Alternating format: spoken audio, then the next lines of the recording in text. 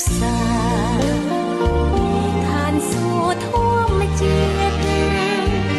សម្រងទេសភាពស្រស់ស្អាតឥតបីរុក្ខជាតិព្រៃភ្នំឈប់ល្អប្របីអង្អែលហរតីស្រីឲ្យពួកលងមានស្មៅល្វឹងល្វើ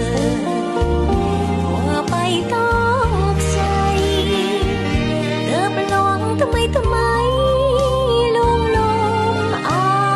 រម្មណ៍ឲ្យឆ្លង